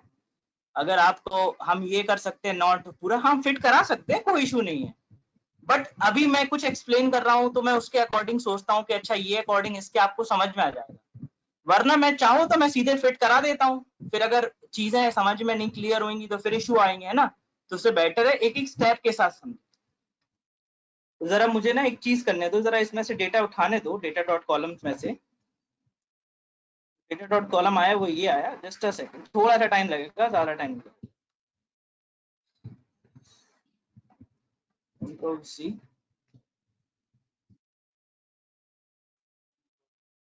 और इसमें से क्वालिटी वाला हटा देता हूँ, क्योंकि क्वालिटी वाला मेरे को चाहिए नहीं है, कोई क्वालिटी वाले के रिस्पेक्ट में मैंने बात नहीं करी है, और इसमें कर देता हूँ केवल सी।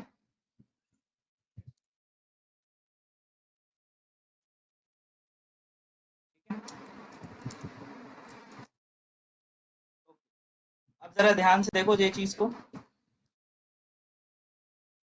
यहाँ पे आपके कॉलम्स के रिस्पेक्ट में आपकी क्या मिल रही है, वैल्यूज मिल रही है कि नहीं मिल रही है।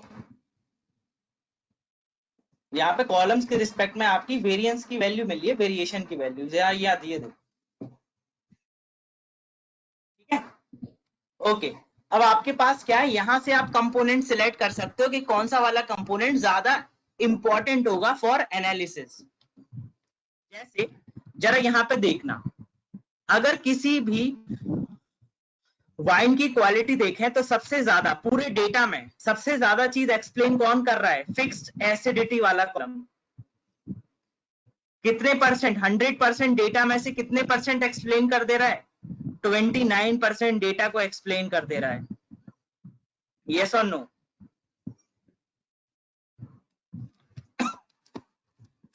उसके बाद आप नीचे वाले पे आए, आपने कहा कि वॉलेटाइल एसिडिटी, इसके अकॉर्डिंग हम देख पा रहे हैं ये कितना एक्सप्लेन कर दे रहा है, 14%। टोटल करना कितना हो रहा, नियर अबाउट टू 44% डेटा को एक्सप्लेन कर दे रहा है, और ये सिट्रिक एसिड वाला 10% कर रहा। तो इन तीन कंपोनेंट को अगर हम पकड़े तो हम यहां से कितना डेटा को एक्सप्लेन कर पा रहे हैं, नियर अबाउट 55%। मींस हम आधे से ज्यादा डेटा को केवल 3 कंपोनेंट की मदद से क्या कर पा रहे हैं, एक्सप्लेन कर पा रहे हैं। Yes or no? तो मतलब अगर मैं सारे कंपोनेंट में से 3 कंपोनेंट को भी ले लूं तो भी मैं डेटा को 55% एक्सप्लेन कर दे रहा हूं। मतलब 55% टाइम्स मैं सही जवाब दे पाऊंगा कि कौन सी कैटेगरी को बिलोंग करेगी। तो मैं यहां से क्या कर पा रहा हूं, एक्सट्रैक्ट कर पा रहा हूं feature. Yes or no? This particular point is clear कि यहां से मैं एक्सट्रैक्ट कर पा रहा हूं। और 55% बहुत सही परसेंट होता है एक्सट्रैक्शन के मामले में। ऐसा नहीं एक्सट्रैक्शन के मामले में 99 98 है, नहीं, 55 60 70 और बहुत अच्छा हो जाता है। Yes or no?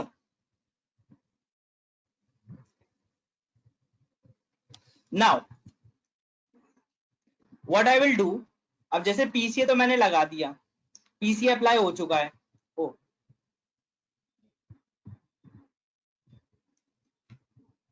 What I will do now, जैसे पीसीए के प्रिंसिपल, अब कितने कंपोनेंट निकल के आए, यहाँ पे आपने देखा कि हमारे 3 कंपोनेंट निकल के आए जो डेटा को 55% एक्सप्लेन कर रहे हैं। ठीक है, तो यहां से क्या कर दोगे कि जो फाइनल कंपोनेंट निकल के आ रहे हैं, जो एन अंडरस्कोर कंपोनेंट्स आ रहे हैं, वो कितने आ रहे हैं, 3 आ रहे हैं। कुछ लोग इसको ये भी कंसीडर कर सकते थे, कुछ लोग इसको ये भी कंसीडर कर लेते हैं, बट मेरे अकॉर्डिंग आपको कभी भी जो वेरिएबल ज्यादा एक्सप्लेन कर रहे हैं केवल उन्हीं के बेसिस पे करना चाहिए। तो यहाँ पे कितना बेसिस एक्सप्लेन हो गया, 3 बेसिस एक्सप्लेन कर दिया, 3 कंपोनेंट के बेसिस पे एक्सप्लेन हो गया। ठीक है, नाउ आप क्या करोगे, आप अपने कर्नल को रिफ्रेश करोगे फिर से। ठीक है, सो कर्नल आपका रिफ्रेश होगा। कर्नल रिफ्रेश होने के बाद आप क्या करोगे, इस डेटा को कॉपी करोगे ऊपर से पूरा। नाउ अब आप क्या करोगे, यहां पर इस डेटा को पेस्ट कर दोगे। और आपको पता है हमने कंपोनेंट कितने लिए, 3 कंपोनेंट लिए, तो अब यहाँ पे कंपोनेंट की वैल्यू कितनी हो जाएगी, 3 हो जाएगी। 3 के बेसिस पे क्या होगा, हमारे वेरिएबल एक्सप्लेन होंगे। तो हमने क्या करा, 3 के कंपोनेंट पे अपने वेरिएबल एक्सप्लेन करे। ओके, हैव टू इंपोर्ट,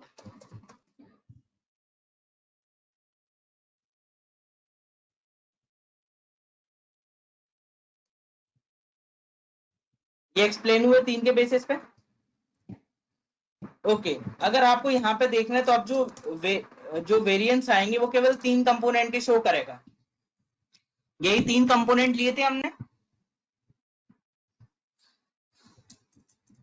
कितने कंपोनेंट लिए थे, 3 कंपोनेंट लिए थे, मतलब पहले कितने वेरिएबल थे, 11 थे। अब हमारे कितने कंपोनेंट में टूट चुके हैं, 3 कंपोनेंट में टूट चुके हैं। अब मैं क्या करूंगा, अब मैं मॉडल बना दूंगा from scaler dot linear model,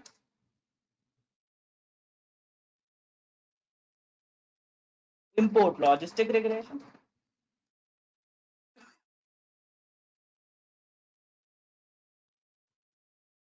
LR equal to logistic regression का ये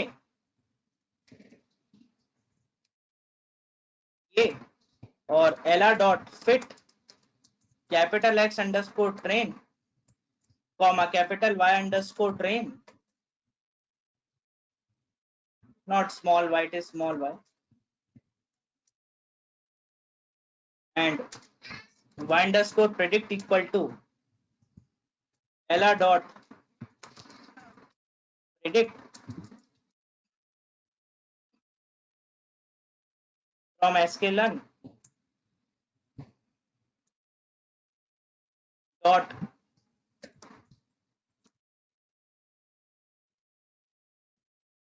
matrix import accuracy score and confusion matrix।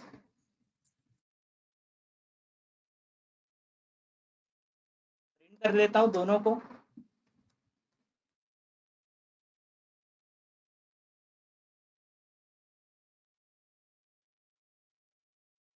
इसके अंदर क्या दूंगा, सबसे पहले दूंगा y test comma y predict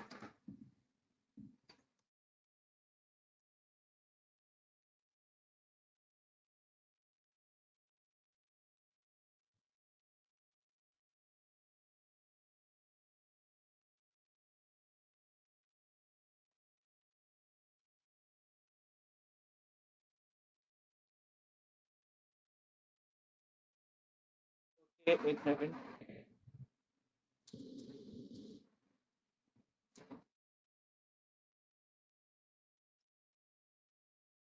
what the accuracy, I think name underscore predict.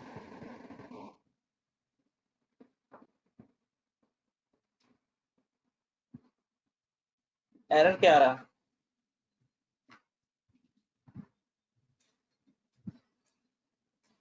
ये मॉडल लिया,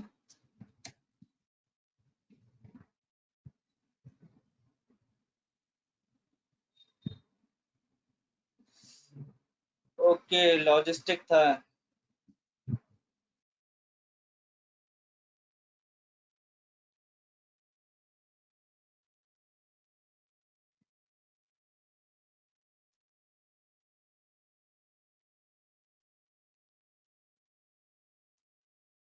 एक्यूरेसी 47%। अब देखना जरा सिंपल से, ध्यान से देखो जरा, आपको पता पड़ेगी पीसीए। पीसीए बताने का मतलब क्या था। एक्यूरेसी कितनी आ रही है?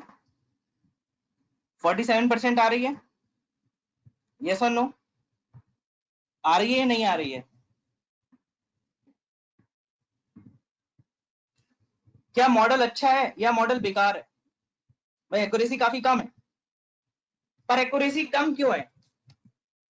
मैंने कितने कंपोनेंट एज्यूम करे हैं पीसीए के लिए? 3 कंपोनेंट लेता हूं और मेरी एक्यूरेसी 47% एक्सप्लेन कर रही है।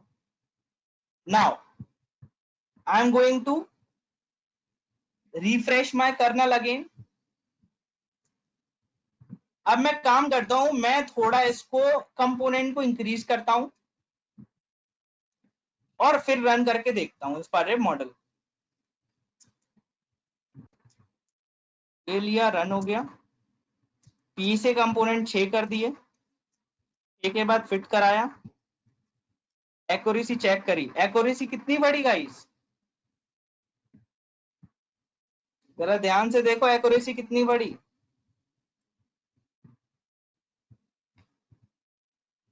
कितनी बड़ी एक्यूरेसी?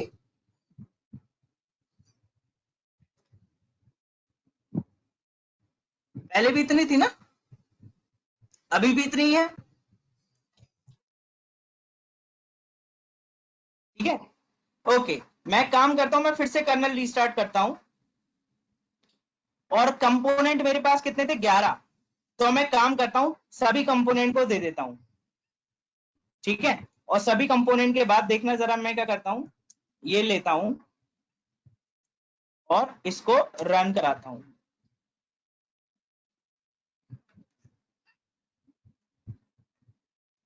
कंपोनेंट 11 देने पे एक्यूरेसी कितनी हुई?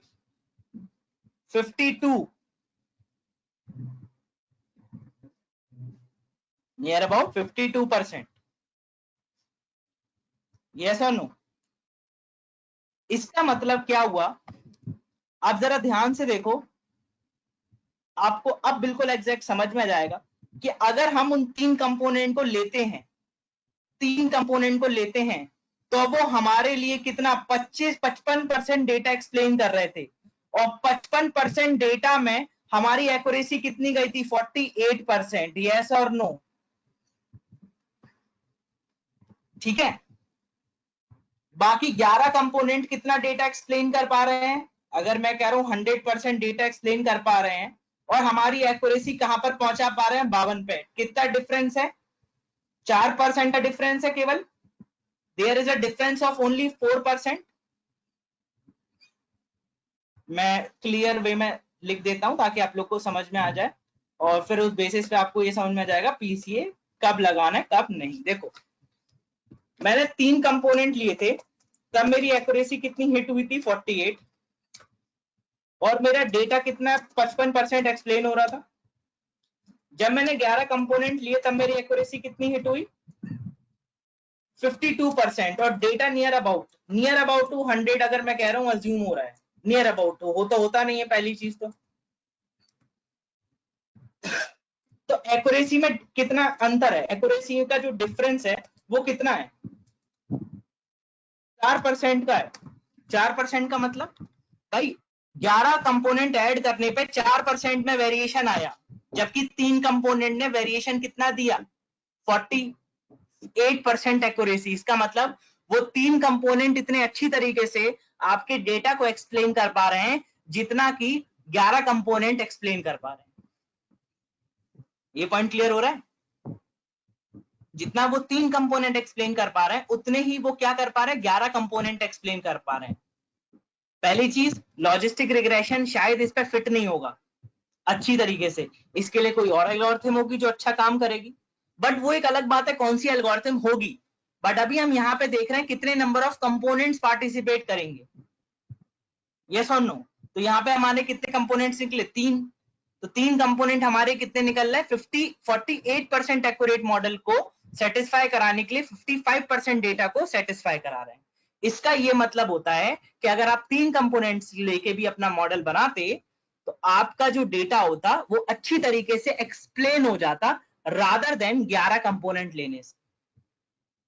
तो इस तरह से आप क्या कर सकते हैं, फीचर को एक्सट्रैक्ट कर सकते हैं on the basis of component. This point is clear?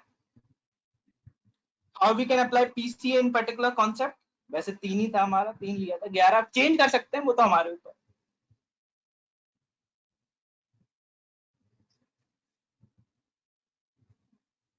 Okay, आप कहोगे सर एक काम करते हैं, टाइटैनिक वाला डेटा सेट जो हमारा था वो लॉजिस्टिक रिग्रेशन पे काफी अच्छा फिट होता है। तो हम एक काम करते हैं, हम टाइटैनिक वाला डेटा सेट यहाँ पे लोड करते हैं और इस पे फिट करा के देखते हैं, ठीक है? तो टाइटैनिक वाला डेटा सेट ले लेते हैं और उस पर पीसी अप्लाई करके देखते हैं।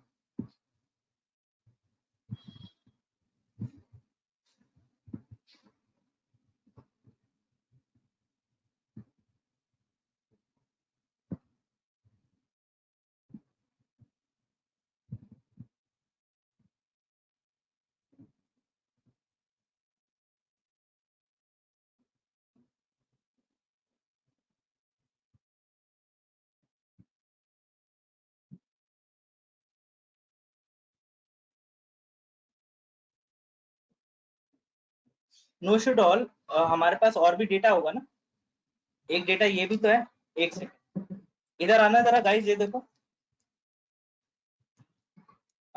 From sklearn dot data set import load underscore breast cancer का भी डेटा है ना हमारे पास। तो data equal to load underscore breast underscore cancer, data आ गया। ये डेटा भी तो था हमारे पास ब्रेस्ट कैंसर का, ये भी तो क्लासिफिकेशन डेटा ही है। तो अगर मैं इस क्लासिफिकेशन डेटा में बात करूं तो यहाँ पे एक्स क्या होता है, डेटा डॉट डेटा, और वाई इसमें क्या आता है, डेटा डॉट टारगेट।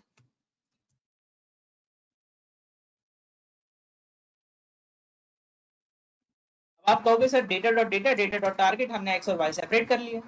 अब एक्स और वाई सेपरेट कर ही लिए तो क्या करना है, यहाँ पे एक्स और वाई आ गए, ये वाला पूरा कंपोनेंट कॉपी कर लो। पहले इतना कॉपी कर लिया, ये पार्ट यहाँ पेस्ट कर दिया, यहाँ पे अभी कंपोनेंट की वैल्यू क्या ले ली, नन कर दिया। पता करना है ना इस वाले पूरे डेटा में कितने कंपोनेंट हो सकते हैं। ओके, तो आप जानते हो यहाँ पे जो वेरिएबल होंगे वो ब्रेस्ट कैंसर वाले डेटा सेट के होंगे, इसको आप एक्सप्लोर कर सकते हो। और यहाँ पे मैंने क्या करा, यहाँ पे मैंने डेटा को ट्रेन टेस्ट में अलग अलग कर दिया। ये डेटा हो गया, डेटा मैंने क्या करा, वेरिएंस एक्सप्लोर करा दिया। तो यहाँ पे देखो वेरिएशन मिले मुझे, ये वेरिएशन मिले, वेरिएंस मिले। मेरे पास 30 वेरिएबल थे, उन 30 वेरिएबल में से यहाँ पे मुझे वेरिएशन मिला, कौन सा वाला वेरिएशन कितना ज्यादा या सही तरीके से काम करेगा, ठीक है? अब नाउ आप क्या करोगे, आप यहाँ पे कंपोनेंट सिलेक्ट करोगे, कौन सा कंपोनेंट ज्यादा अच्छी तरीके से एक्सप्लेन कर पा रहा है या कितने कंपोनेंट होंगे। तो जरा मुझे बताओ, यहाँ पे अगर मैं ऊपर वाले की तरह यहाँ पर भी वही चीज सेम अपनाऊं या ज्यादा बेटर है, यहाँ पे देखूं, जरा देखो इस ये कितना एक्सप्लेन करेगा, 43%। ये कितना एक्सप्लेन करेगा, 19%। Yes or no? इन दोनों को ऐड ऑन करूंगा तो कितना मिलेगा गाइस, 62% डेटा एक्सप्लेन करते ना, केवल 2 ही पॉइंट, देखो 2 ही पॉइंट आपके 62% को variation in the data explain कर रहे हैं। रादर देन ये कितना परसेंट है, ये 9% नहीं है, ये 0.009% है, ये 1% भी नहीं है, ये 1% भी नहीं है, ये 40.43 तो 43%, ये 43%, और अगर इसको देखूं तो ये मेरा देगा 0.9%, 0.9%, तो 0.9% 1% भी नहीं होता, ये 0.6% है। पर इतने वाले, अब ये वाले पार्ट उतनी अच्छी तरीके एक्सप्लेन नहीं कर पाएंगे जितनी अच्छी तरीके से ये कंपोनेंट एक्सप्लेन कर दे रहे हैं। तो मैं क्या करूंगा, मैं यहाँ पे दो कंपोनेंट लेके भी एक्सप्लेन कर सकता हूँ, वही 0.9 नहीं आ रहा, 0.09, तो मैं यहाँ पे दो कंपोनेंट लेके भी एनालाइज कर सकता हूँ। चलो हम एक काम करते हैं, हम अभी इसमें काम करते हैं, हम एक काम करते हैं, हम जहां तक 2 तक आ रहा है ना उतने कंपोनेंट ले लेते हैं। आप कहोगे सर एक काम करो 2 वाले कंपोनेंट ले लो, ये ज्यादा एक्सप्लेन कर पाएंगे, तो काउंट कर लो 4 4 8 9 10 11। ओके, आपने कहा सर हम 11 कंपोनेंट के बेसिस पे अपना मॉडल बनाएंगे, तो मैंने अभी इसको क्या करा, डिलीट कर दिया, कर्नल रीस्टार्ट कर दिया। मीनवाइल मैंने ऊपर वाले डेटा से ये वाला कॉपी कर लिया।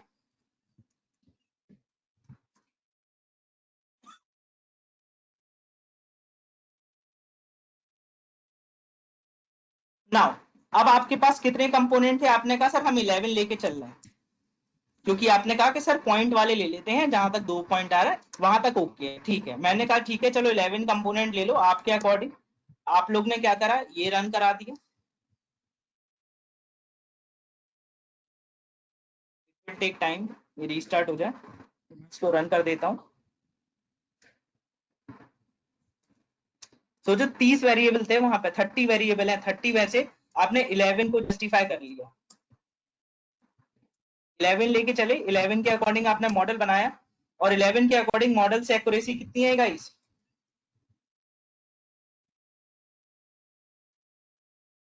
99.30, यस और नो, तो जरा नोट डाउन कर लें। 11 मॉडल 11 जब कंपोनेंट कितने लिए 11, एक्यूरेसी कितनी हिट हुई 99, ठीक है। एक बार क्या करेंगे, इसको रीस्टार्ट करता हूं, ठीक है। अब बिना पीसीए लगा के रन कराता हूं, विदाउट पीसीए, पीसीए नहीं लगा रहा हूं, I am not applying PCA, मैं पीसीए नहीं लगा रहा हूं, मैं केवल स्केलिंग करने के बाद मैं क्या कर रहा हूं, डायरेक्टली डेटा को क्या कर रहा हूं, लॉजिस्टिक रिग्रेशन में फिट करा के एक्यूरेसी निकाल रहा हूं। एक्यूरेसी बिना पीसीए लगाने से कितनी आई देखो गाइस, विदाउट पीसीए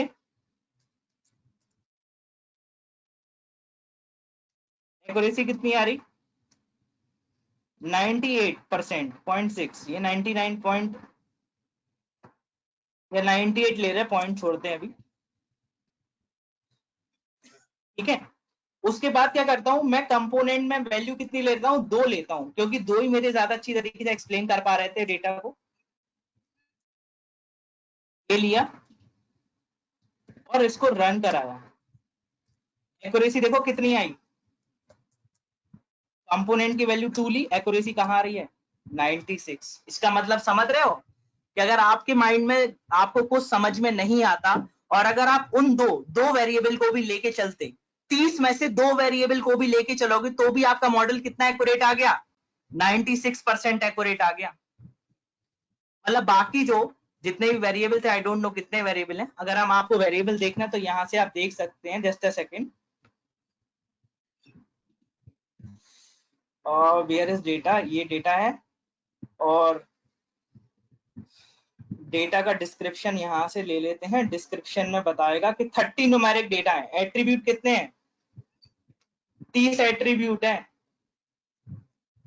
उन 30 एट्रीब्यूट में से आपके पास न्यूमेरिक एट्रीब्यूट 30 हैं, उन 30 एट्रीब्यूट में से अगर मैं केवल 2 लेता हूं तो भी मैं मॉडल की एक्यूरेसी 96 कर दूंगा, बाकी 28 से तो मतलब ही नहीं है मुझे।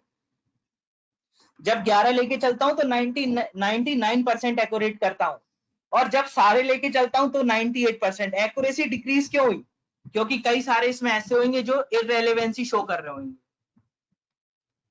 हाँ, बाकी जितने भी होंगे उनको ड्रॉप कर देंगे, उनको आप ड्रॉप कर सकते हो, और जो आपके पीसीए है उनके अकॉर्डिंग आप मॉडल बना सकते हो। ड्रॉप ना करो, पीसीए तो लग ही गया है ना, पीसीए लगने के बाद ड्रॉप करने की जरूरत नहीं पड़ती। तो इसके अकॉर्डिंग गाइस, जैसा कि आज मैंने आपको बताया है, पीसीए के साथ आप अपने नंबर ऑफ कंपोनेंट के हिसाब से फीचर एक्सट्रैक्ट कर सकते हो। So this point is clear. अब पॉइंट क्लियर हुआ पीसीए सही कैसे काम करता है, क्योंकि जब तक एक्यूरेसी कंपेयर नहीं होगी तब तक काम तो होगा नहीं। अभी यहाँ पे आपने एक्यूरेसी कंपेयर करके देखी। ठीक है गाइस, तो आज इतना ही रखते हैं, इसके अलावा नहीं पढ़ा रहा हूं।